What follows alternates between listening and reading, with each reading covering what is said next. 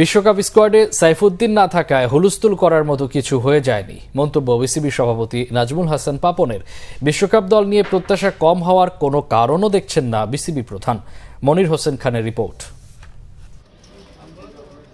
গত ৩ বছর বিশ্বকাপের আগে জাতীয় দলের অফিসিয়াল ফটো সেশন হয়নি। এবার আবার ক্যামেরার সামনে হাজির টাইগারদের বিশ্বকাপ স্কোয়াড। প্রথমে শুধু ১৫ ক্রিকেটার, এরপর কোচিং স্টাফ, ম্যানেজমেন্টের সাথে, সবশেষে পুরো দলের সাথে সভাসদ সহ বিসিবি সভাপতি। শেষ ৩ বছর ফটো সেশন না হওয়ার দায় নিজের কাঁধে নিলেন ক্রীড়ামন্ত্রী ও বিসিবি বস। না, আগে হতো, মাঝখানে গত ৩ বছর ধরে হচ্ছে, কিন্তু এটা হওয়া উচিত আমি মনে করি, এবং এটা না হওয়ার পিছনে কারণ নিশ্চয়ই আমি আসি না। গত ওয়ানডে বিশ্বকাপটা ভালো যায়নি বাংলাদেশের। টি-20তে কখনোই ভালো খেলে না টাইগাররা। জয় পরাজয় নয়, পাপনের কাছে ভালো খেলাটাই বড় কথা। টি-20 এমন একটা ফর্ম্যাট, এখানটায় ফর্মের কথা চিন্তা করে পয়েন্ট যদি একবার মাথায় ঢুকে তাহলে আসলে কখনোই সাকসেসফুল হয়। আমি হারা জিতা নিয়ে মাথা ঘামাই না, দেশের মানুষও মাথা ঘামাই।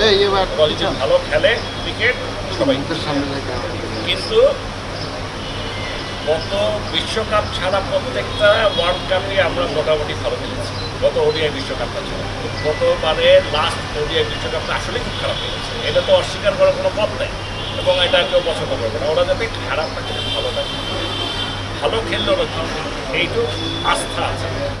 দল ঘোষণার পর থেকেই সাইফুদ্দিনের বাদ পড়া নিয়ে সমালোচনায় নির্বাচকরা। তাদের ঢাল হয়ে দাঁড়ালেন বিসিবি সভাপতি। সাইফুদ্দিন দলে থাকলেও একাদশে জায়গা পেতেন কিনা সন্দেহ প্রকাশ করেন তিনি। সাইফুদ্দিন থাকতেই পারতেন, মানে সাইফুদ্দিন থাকলেও এটা নিয়ে কোনো সমস্যা হতো না, আর না থাকলেও যে একদম প্রস্তুত কিছু হয়ে গেছে তাও আমি মনে করি না। কারণ আমি মনে করি যে আমাদের এখানে যদি ৩ জন পেসার খেলাবে, সেখানে ফার্স্ট চয়েস ডেফিনেটলি থাকবে তাসকিন, মোস্তাফিজ এন্ড শরীফুল। এখানে আরেকজনের ঢোকার সম্ভাবনা খুবই কম।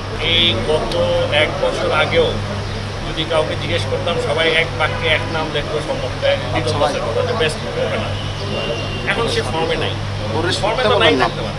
এখন ফর্মটা কতদিন থাকবে না, আমরা শুধু আশা করতে পারি যে লিটন দাস তার ফর্মে ফেরত আসুক। প্রতিবার বিশ্বকাপে টাইগারদের খেলা দেখতে গেলেও এবার যাওয়ার ইচ্ছা ছিল না বিসিবি সভাপতির। তবে ক্রিকেটারদের অনুরোধে মত বদলাতে পারেন তিনি।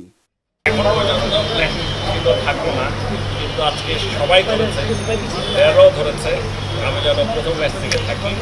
আমি বলেছি যে কালকের মধ্যে আমি সিদ্ধান্ত নেব। মনির হোসেন খান, বাংলা ভিশন, ঢাকা।